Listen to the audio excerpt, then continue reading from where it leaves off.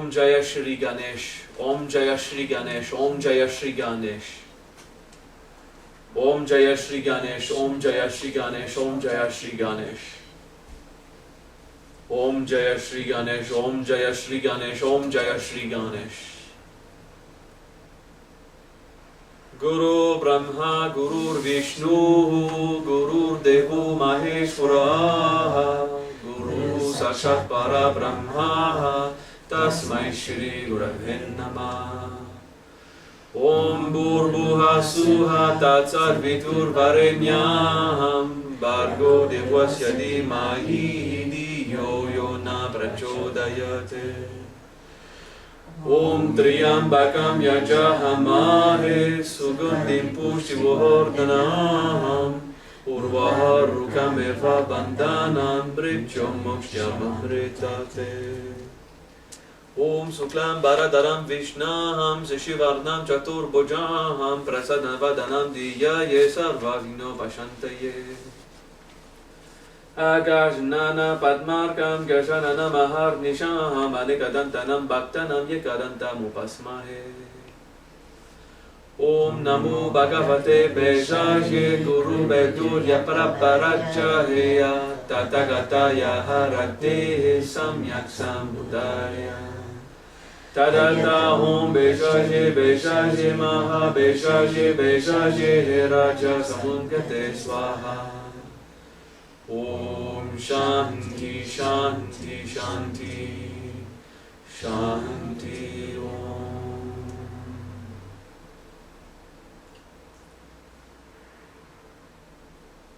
Salutations to the Master of Healing. Namo Bhagavate, Lord.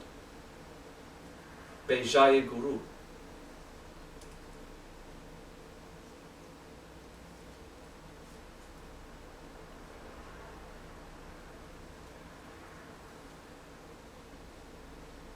The true essence of healing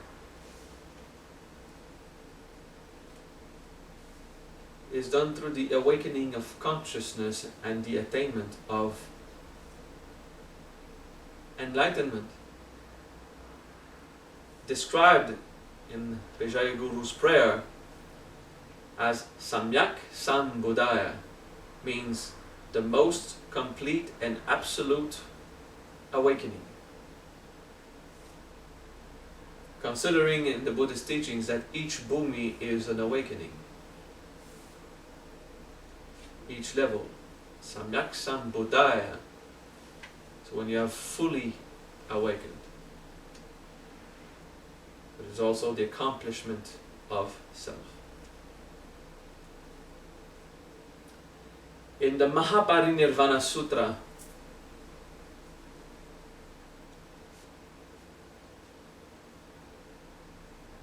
I often come back with this example. Well, the Buddha teaches, those who have been contemplating my teachings, stop doing that. Those who have pondered impermanence, contemplate now the eternal. Those who have pondered the absence of self, now contemplate the self as all that there is.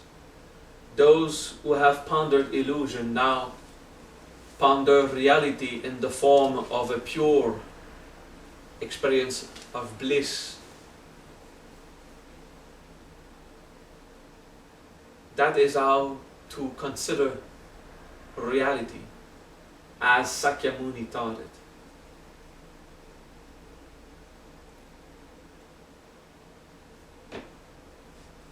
In the eternal, in the pure, the self, and the blissful, there is still the nature of impermanence. The eternal is constantly modulating itself. There is no stillness. Instead of the dream of stillness, when we practice fixity to the point that we have no thought, and then we say, I have achieved stillness. No, you did not achieve that. You simply stopped dreaming. Now you can think, but there is no stillness in the mind. The mind still goes, but now it goes with consciousness. It doesn't go with mechanical processes of the intellect. Doing fixity is to still your mind, but it's not to stay immobile.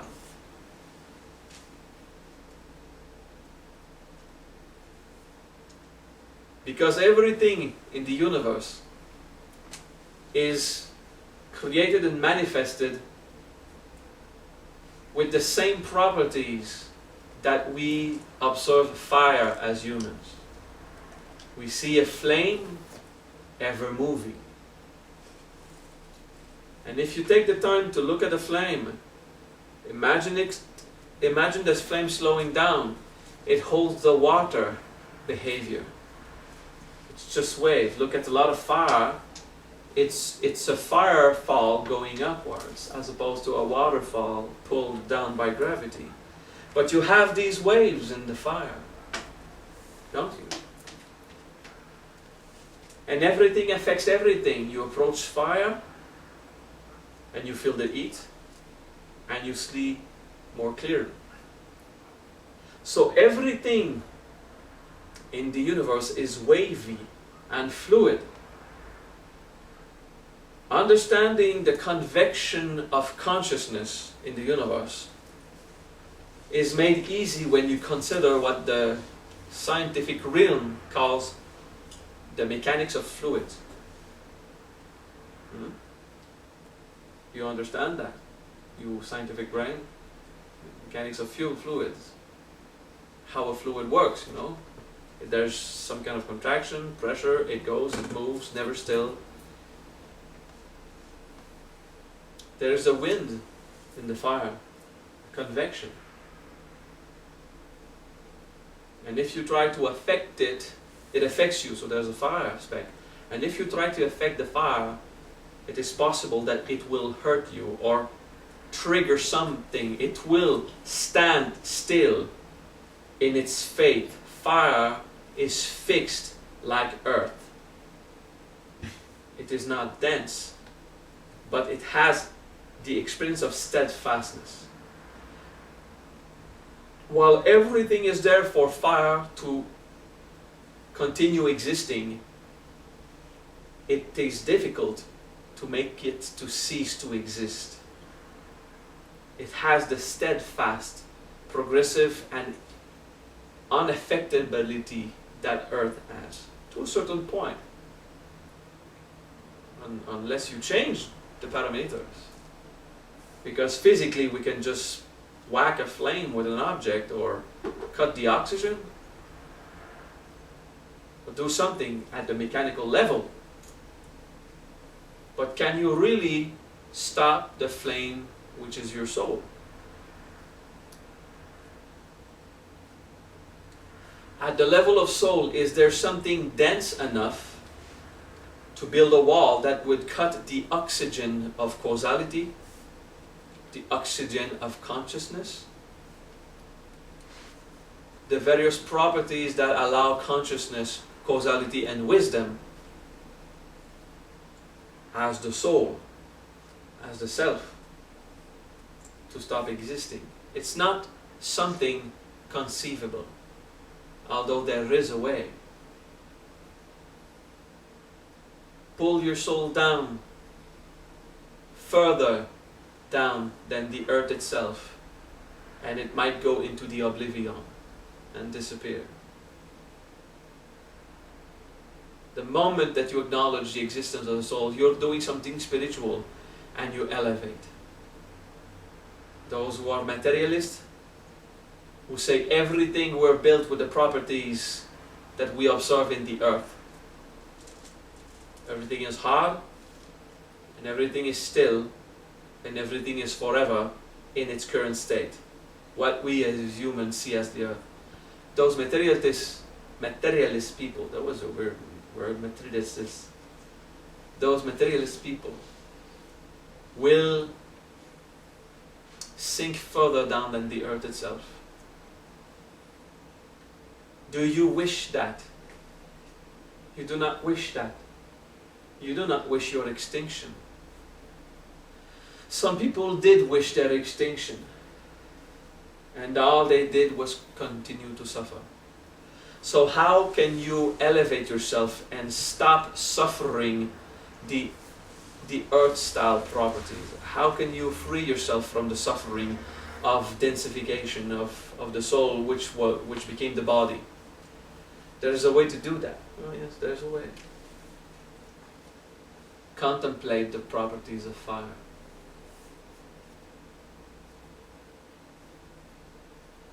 Contemplate inside me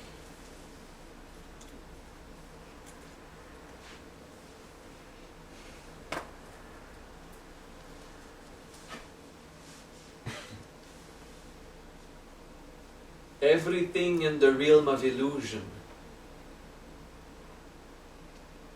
the Yan Maya part, is made with the matter, which is conscious properties of fire. It's a complicated phrase. So imagine everything is impermanent. Everything is ever flowing. Everything is fueled by whatever is right under them, right accessible to them, to the earth. Everything is radiant. Everything affects everything. You can't deny this. Everything always has an effect on everything else around it. There is radiance. In the whole of the universe, Om.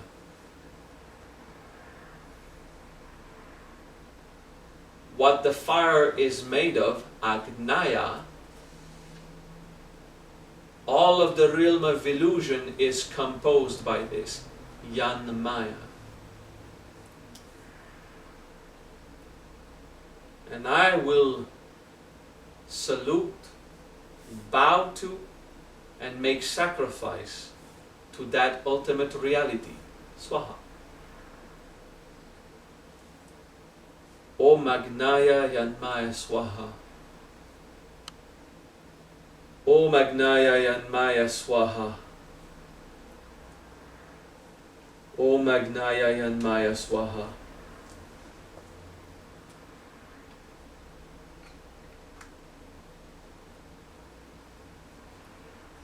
Pull it in your physical experience, pull it in your human perception.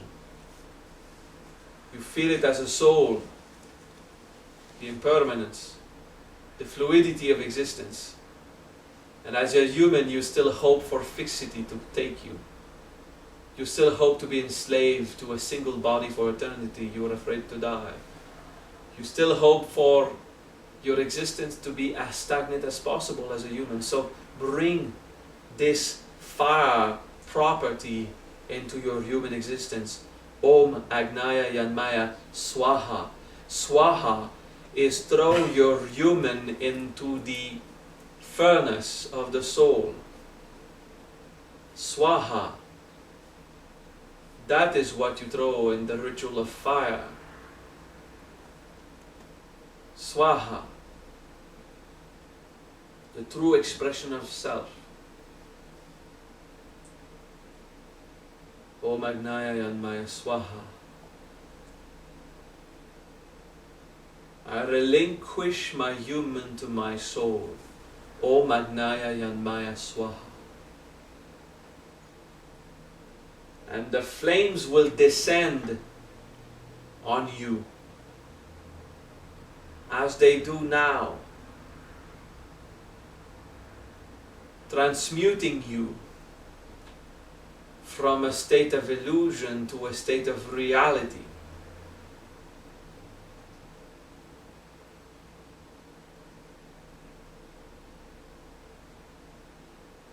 Om Agnaya Yanmaya Swaha.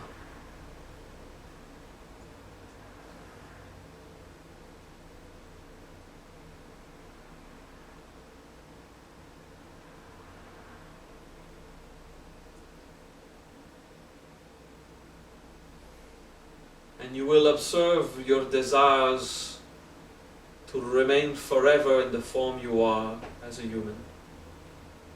And you will throw these conditioning in the fire.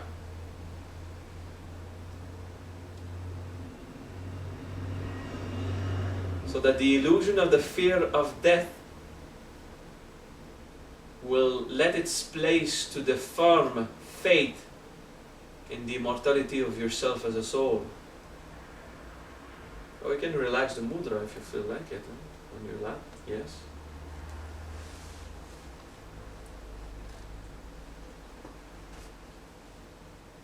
For your hope that the current situation will never change. This practice will not provoke change. It will remove you from the fortress, which is your fear of change, your resistance to change. Change is not something you control. Undo the mudra gently. If you ever thought you controlled change, that you actually chose if you were undergoing a change or not, you were fooling yourself. Sometimes you made actions where life led you to believe that it is your actions that led to a new situation, change. Yes, okay. But that does not suffice to prove that you have any form of control over change. Because sometimes change happens. And when you hold the false belief that nothing is changing because you have a house and a husband and children, or a wife, you forget that the children grow, that the feelings in a couple evolve.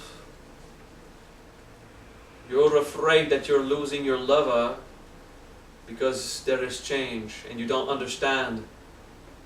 You're becoming closer, but in a different way. Let's say like friends. You know? There's an evolution in a family. And when you don't want to change everything, you want everything to stand still, change is happening. You have a job. You don't want to change your job. But every few years, everything is different at your work. Something happens. It adapts. It modulates. Well, because it is the same entity, the same organism signing your paycheck, you say nothing is changing. Only the facade, the mask of the illusion, Maya, seems to be permanent. But Maya is composed of, Yan Maya means the illusion is what constitutes, is made of, is constituted of fire-like things. It's Agnariya, okay? Of like fire, of fire, or with fire, or something has to do with fire.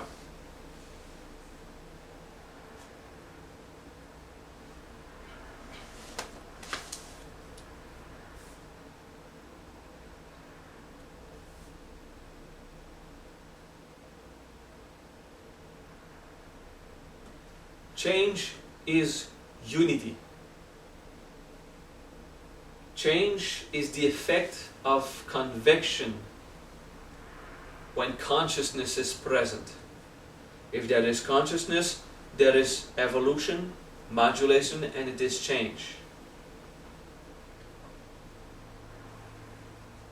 Change is oneness. Fixity is separation.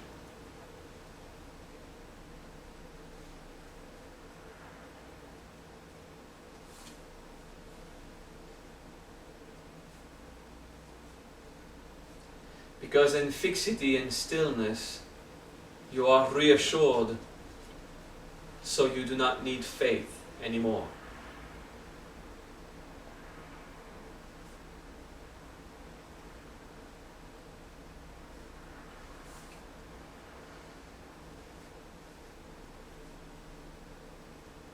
Now don't go and throw your life into a pit. Don't go start changing things because I just gave a teaching on change. That would be control. Don't control. Follow the flow.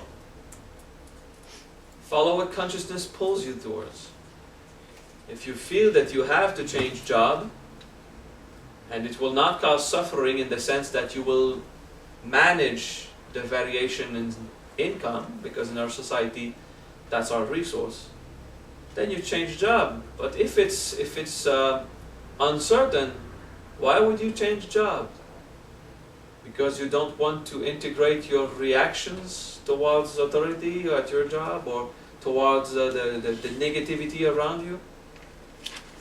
You see, be careful. But then again, if this negativity around you is killing you, who cares what will happen with the salary, because you're gonna die anyway. Okay, so you can choose wisely, prudence, planification, no control. So control, you're not in control just because you're deciding something. You might decide, I'm going to do something. Maybe it's not control, maybe it's responsibility, maybe you're in charge. Okay?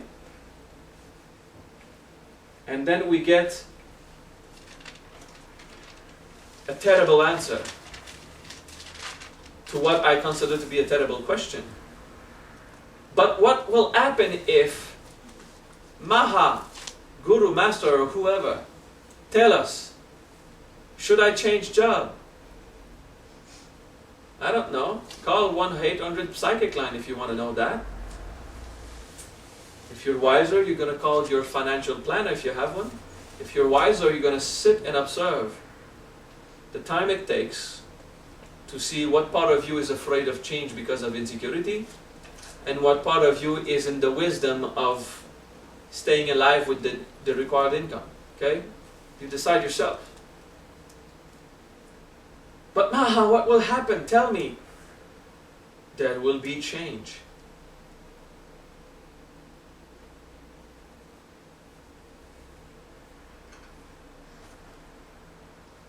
And you will notice sometimes I do tell what will happen in a few weeks, in a few months, in a few years.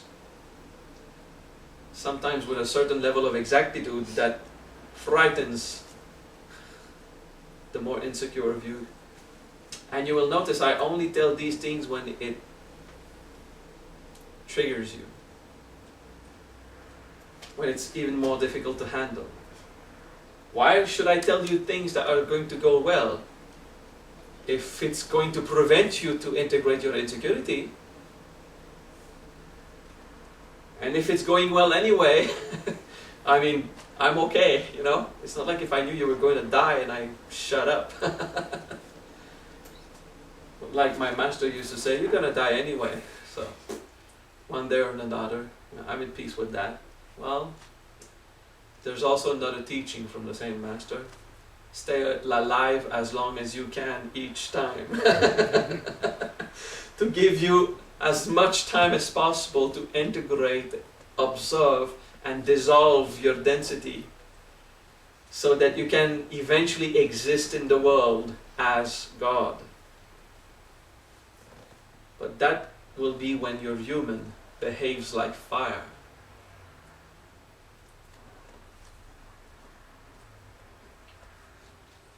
When your human behaves like fire, fueling itself on the resources it needs to be fed, otherwise flowing where the wind is, radiating with light, which at the wisdom level is wisdom, gain the experience, which at the causality level is power, at the level of consciousness is consciousness, at the level of interaction it is love, because there is love.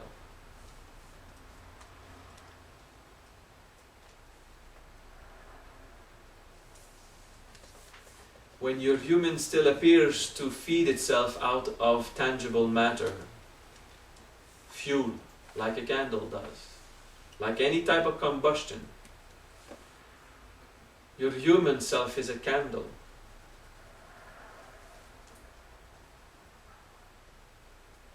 It is only there for your soul to consume it and burn it away.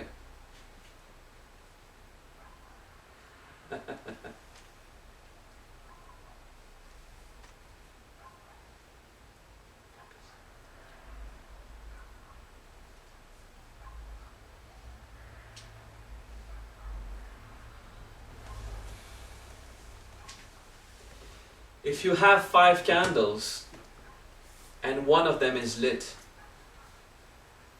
you approach it for a second candle, you take it away from the second candle, now you have 2 of those candles that are lit. The first candle did not lose its flame. It did not give its flame to the other. It radiated to provoke that same experience. That is the difference between giving and sharing. In sharing, everyone ends up with the resource. In giving, there is something left empty to something becoming full. A transaction of some sort. When you share wisdom, you don't lose it. When you share experiences, you don't lose them. And when you share consciousness, if you know that experience, you don't lose it. That proves that you are a flame. You're not a candle. You just have one to allow you to embody on the plate. Make sure you don't go off the table.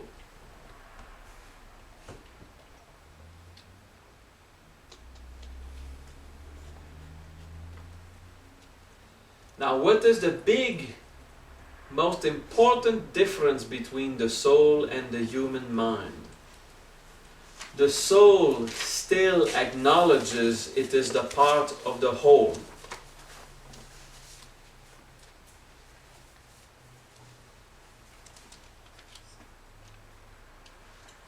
Help her, Louisa.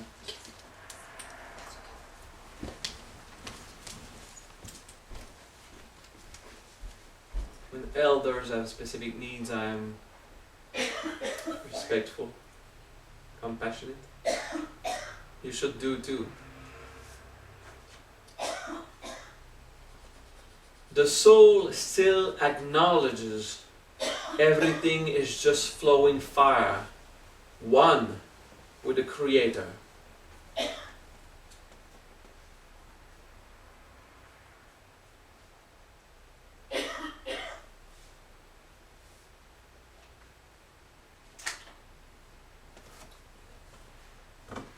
The Kuji-In, Om Agnaya and Maya Swaha, we say has to do with the throat chakra. Actually has to do with all the throat and all the aspects of whatever is exposed to the outside. It's the skin. Your outer appearance seems to be fixed. So we say no, we are flexible, moving.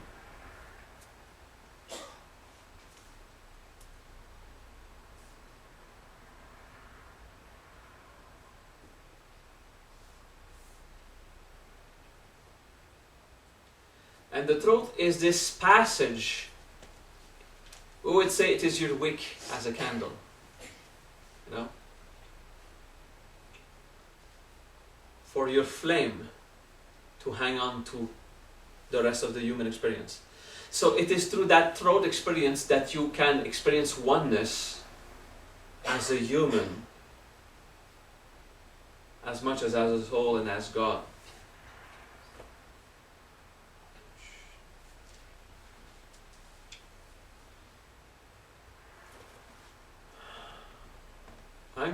I'm talking right now about the throat. Don't you find it normal for the lady to start to cough like this? It is a teaching. So we could, out of compassion, give her a cough drop. We could. But how about we allow her to be conscious of the reaction instead?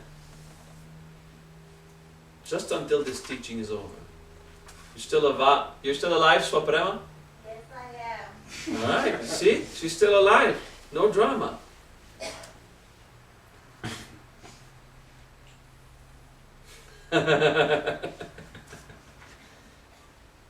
Yeah, you have to understand the big picture. You know, a picture with no frame, so it's never ending. Call this illusion.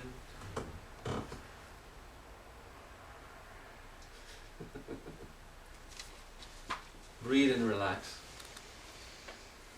The truth is your wick. You're gonna be fine, huh? Yeah. I'm sorry, I don't know why it happened. Because I'm speaking of the throat. I'm talking about what happens here that burns your density, that transform you. Can you hand over a cough drop?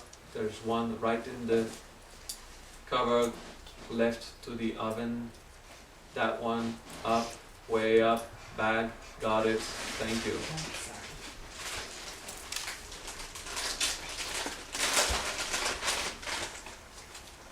I'm sorry for interrupting your class. You're not interrupting my class, you're giving me teaching material. Okay, just breathe and it works, alright?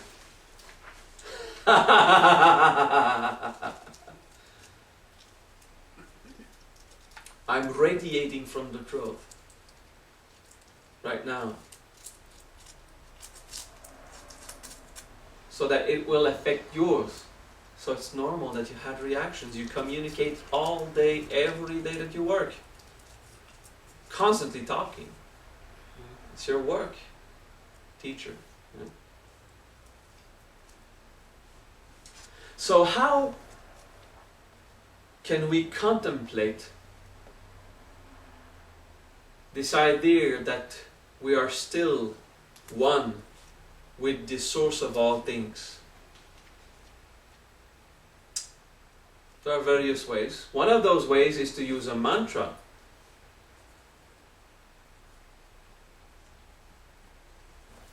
Om. I acknowledge Nama. That there is oneness, that we say Aikya, with the Creator, Brahma. And this is what I express, this is what I experience at the level of truth, of wisdom. So the mantra is Om Namah Brahmaikya Haum. H-A-U-M. H-A-U-M, Haum, is a bija mantra of the heavens element.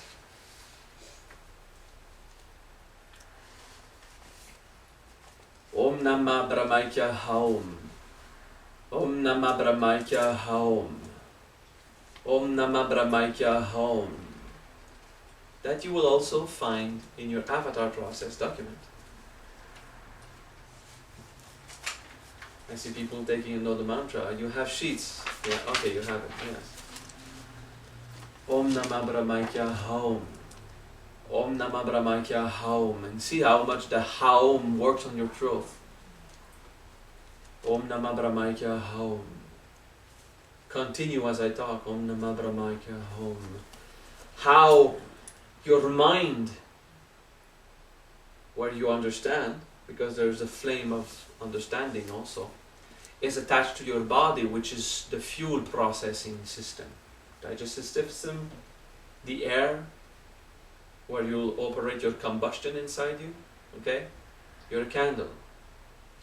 So at the level of the wick, the fine thread, which is your kundalini inside you, the wick is the fine thread, which is your soul in your body, which is the nervous system inside your spine. That wick is what allows the flame to hold on to your candle. Okay.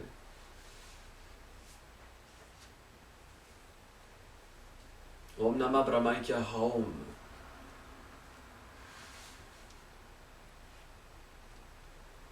You live because there is a combustion inside you.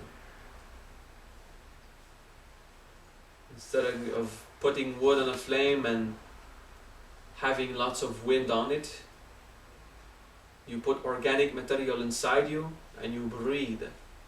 And it is combustion that happens, that delivers your heat, your energy. At the cellular scale, but still there is energy. You're a fire.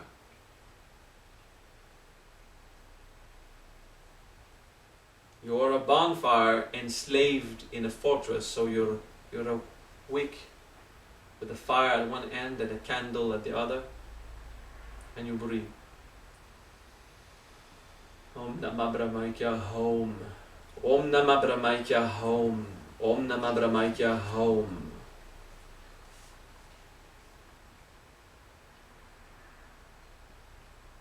Now relax your mind.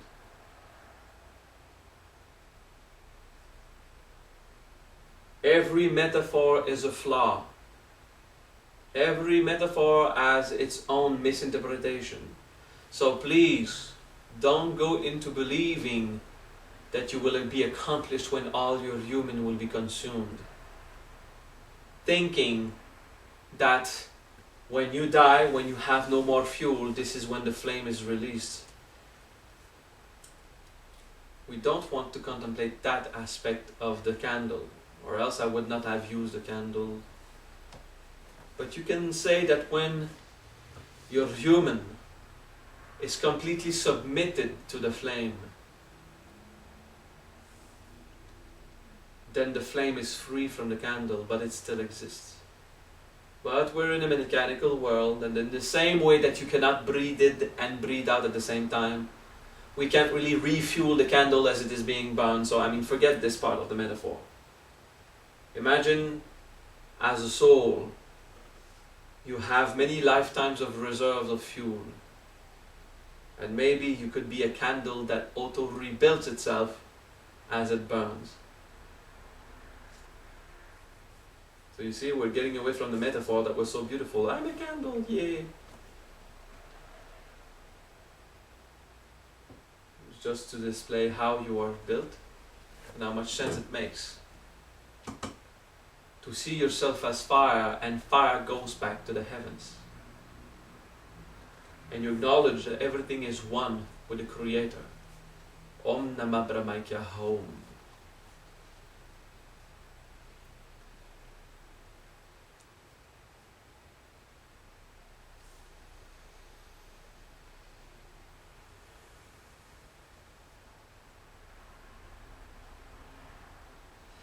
And this stream of consciousness, like a flame that hovers with no natural laws, no gravity to affect it. This flame, which is consciousness, goes in through every sentient conscious being and provides you consciousness. And every conscious being is conscious because of one single consciousness, which is the same for every being. There is only one stream of consciousness in everything that is aware in this universe. And that stream of consciousness is Brahma, the origin. And you breathe. And you contemplate the simple word Prakamya, Prakkamya, Prakamya. In the dictionary, it is the concept of having an undisturbed will to accomplish everything. The other Siddhi was you can do whatever you set your mind on, you can reach your goals. That one is the immovable will of Brahma, Prakamya. Or Prakamya. To supremely provoke whatever in a conscious way. Prakamya. and you meditate the Siddhi now. You close your eyes and you relax. Prakamya. Contemplating the unspoken idea that a single stream of consciousness in all beings is Brahma. Brahma, the origin of all things, the producer of all phenomena, is the single unique consciousness in all beings. Prakamya.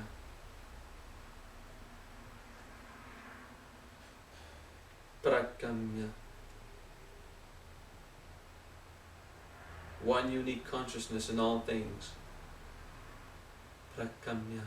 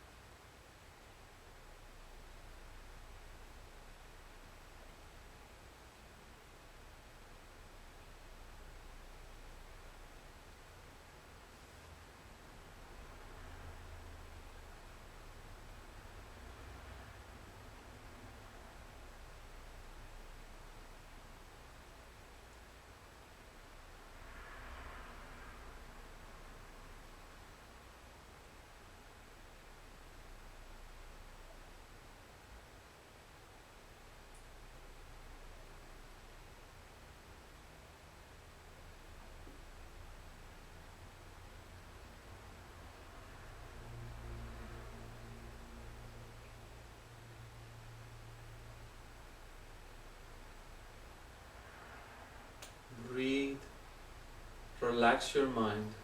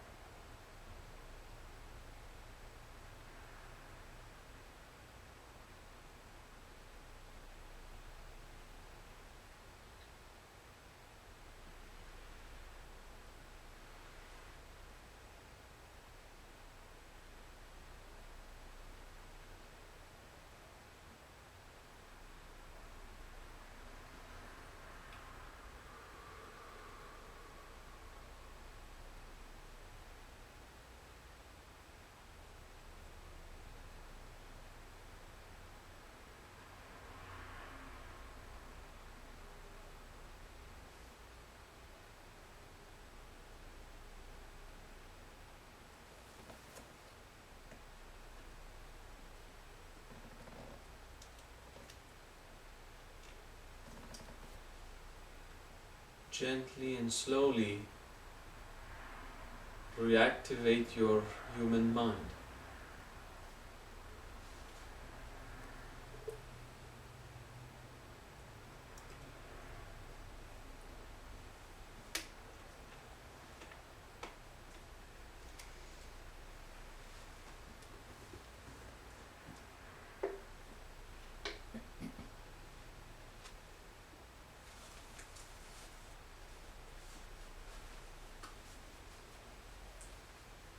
And get to the point of having your eyes opened.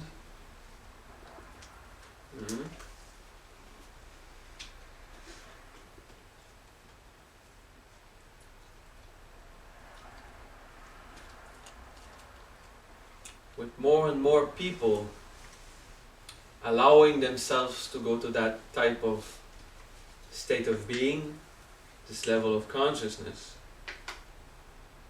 the more you can receive teachings of a higher nature.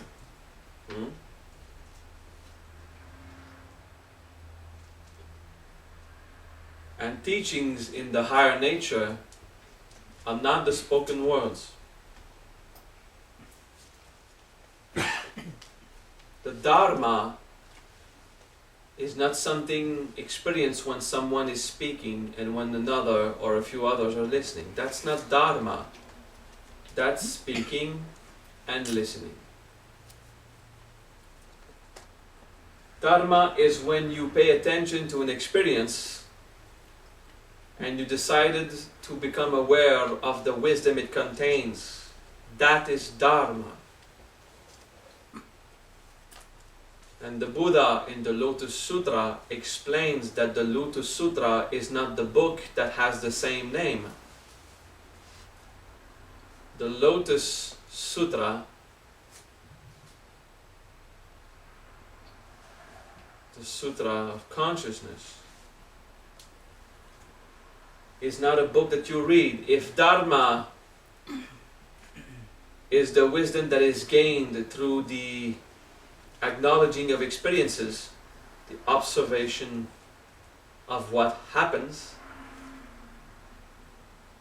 then a teaching in a book, a recorded video, or even a teacher speaking, that is not the teaching of consciousness. The teaching of consciousness, the Lotus Sutra, is the awakening that happens because there was the true Dharma of experience. To uphold the Lotus Sutra is not to protect a book. It is not to read and study it and repeat it, although it is highly recommended to read and study and repeat it. Because while you do that, it points you what to contemplate and how to contemplate it, so that the true Dharma will be delivered through the true art of teaching, which is the action of consciousness on you. The Lotus Sutra is whatever teaching through life experiences that will deliver the real Dharma. That is the Lotus Sutra. It is what happens that makes you to awaken, to be conscious, to open up like the lotus to the shining sun, as much as the acknowledgement that the lotus is at peace being sunk into the earth below the waters. The lotus is at peace floating on these waters that are not that stable, not every day. The lotus is at peace in its condition of, just for a moment, appearing to be enslaved to the earth and the mud on which it feeds. And the lotus remains open to the light.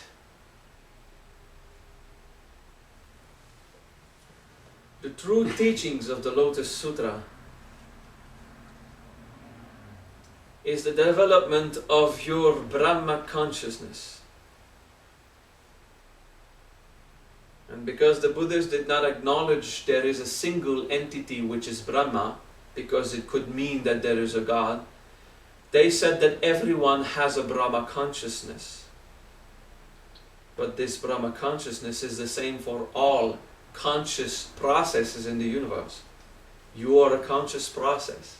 An insect, a bacteria, is a conscious process at its level, which is level of intellectual development or absence of intellectual development. But nonetheless, the Lotus Sutra is the teachings that acknowledges that there is consciousness. And this unique consciousness is Brahma. And you have never been away from that unique single stream of consciousness. Therefore, there's no effort to do to know that you are one. there is an effort to stop believing you are individual. The same way that I used to tease, you can't achieve enlightenment, but you can stop achieving non-enlightenment.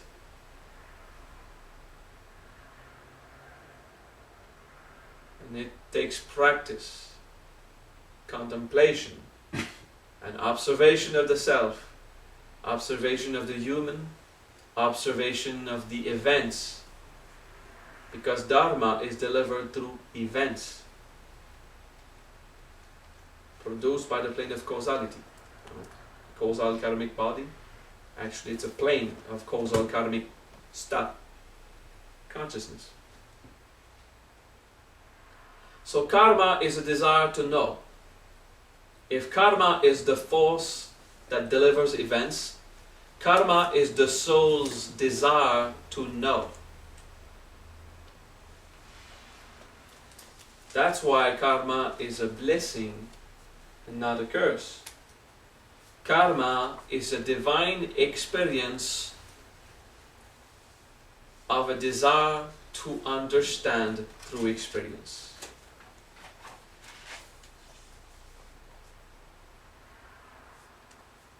There's no evil in there.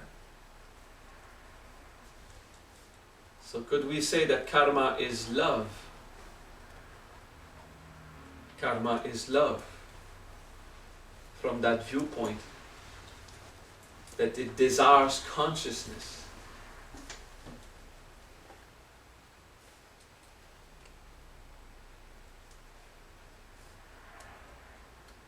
You are enslaved to karma while you fear it.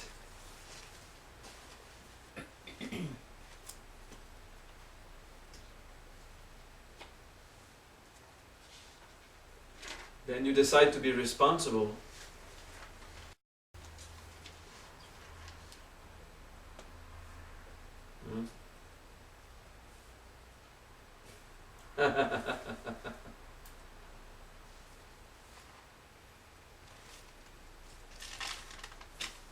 Karma is what brings change.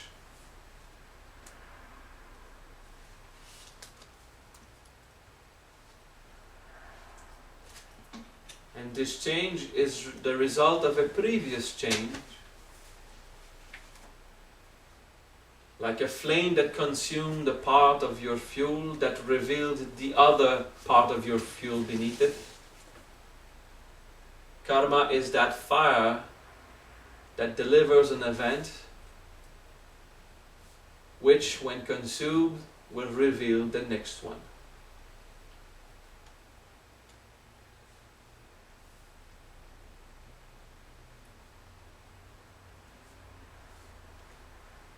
Like the great Guru Muktananda said, you are hidden in your dream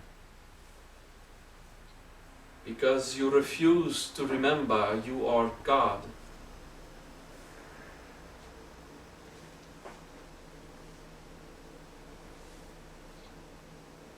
And you are stuck in complications because you don't want to remember you are Shiva.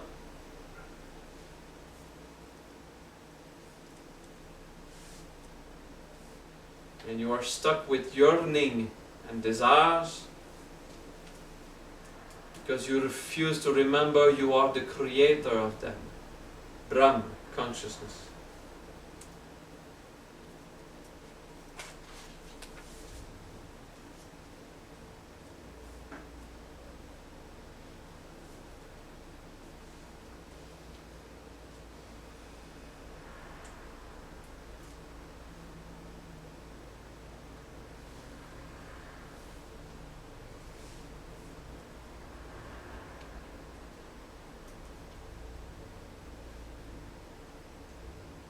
For if you are the creator of all things, united with a single creator, there's only one, which is every consciousness and every sentient being. If you remember that, how could you possibly yearn for something if you are the creator?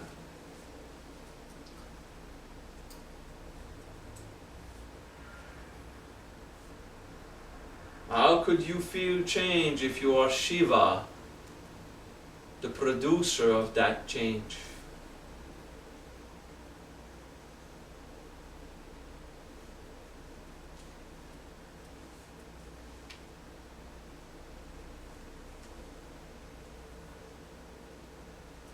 Karma is a blessing because it comes from Shiva. It's his love for us.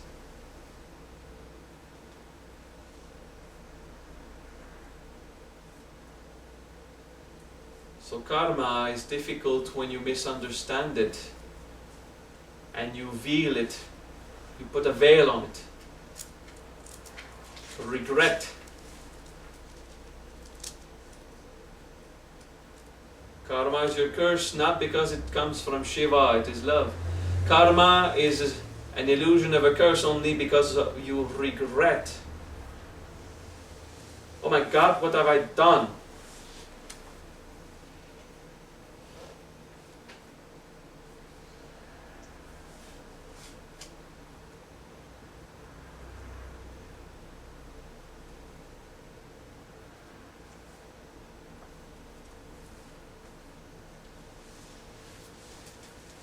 So remember, everything is made with the nature of fire. Acknowledge that everything is one with the origin. Contemplate, prakamya, the immovable will of Brahma.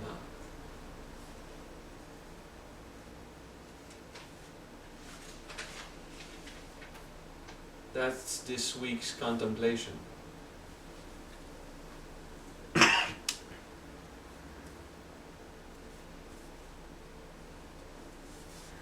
Got this, Pramagni?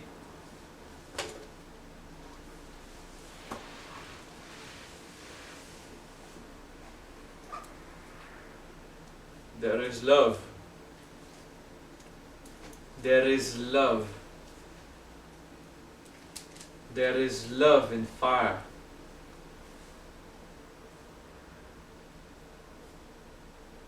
There is love in change.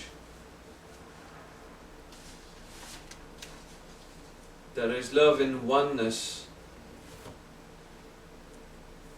And to the doom of some of us, there is love in karma.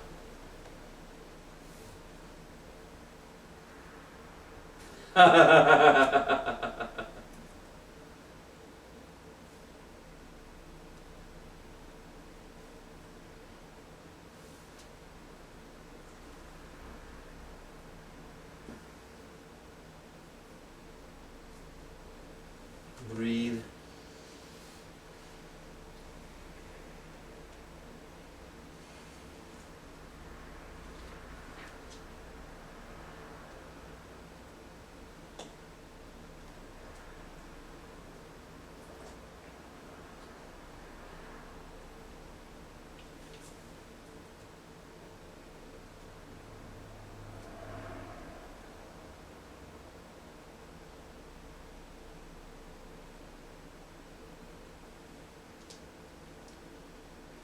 Which leads me to the final teaching of this week. Devotion.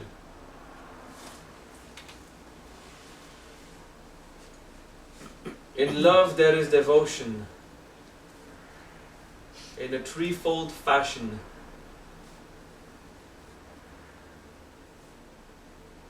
Devotion to yourself,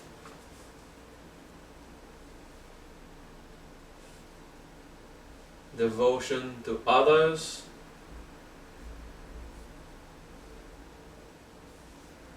which leads to the supreme act of devotion. To remember, it's the same thing. Devotion to the one God. Devotion to yourself. Devotion to the others reminds you devotion to the one. So self and others actually is just the third most high devotion, Parama Bhakti. Okay, we say the highest devotion, Parama Bhakti. When you serve yourself, you serve God. When you serve others, you serve God. And when you serve God, you serve yourself and others at the same time.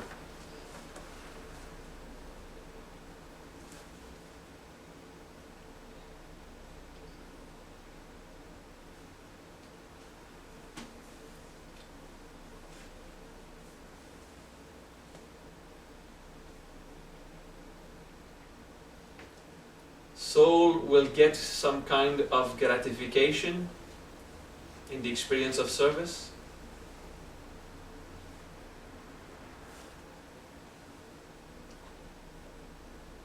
Because it is freed from egocentrism. It is freed from the idea that as a human it is isolated from the others. In devotion, we will remember that what we're doing is together. We're one, there's oneness in there, until we get the supreme oneness, Brahmaikya.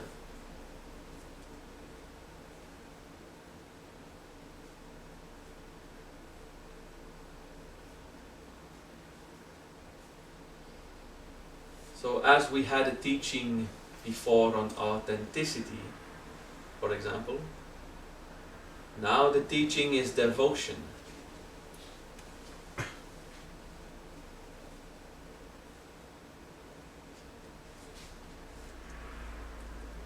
What are you ready to do to experience simplicity, happiness, joy? I see you taking note of everything, and I'm just going to go on with those. Gentle compassion.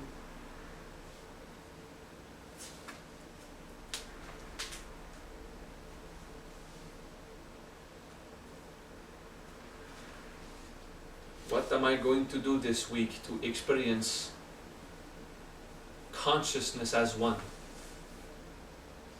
How can I show my human animal? How can I tame the animal to go back to the state of oneness?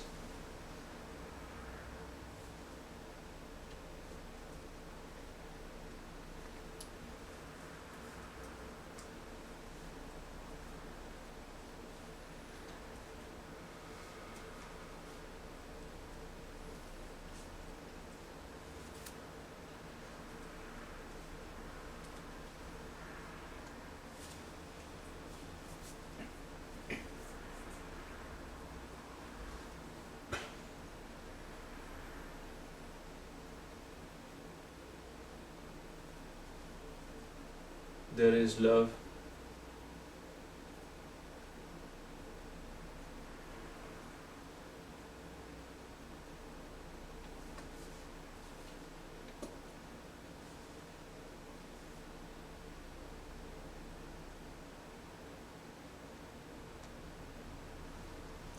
You feel the burning.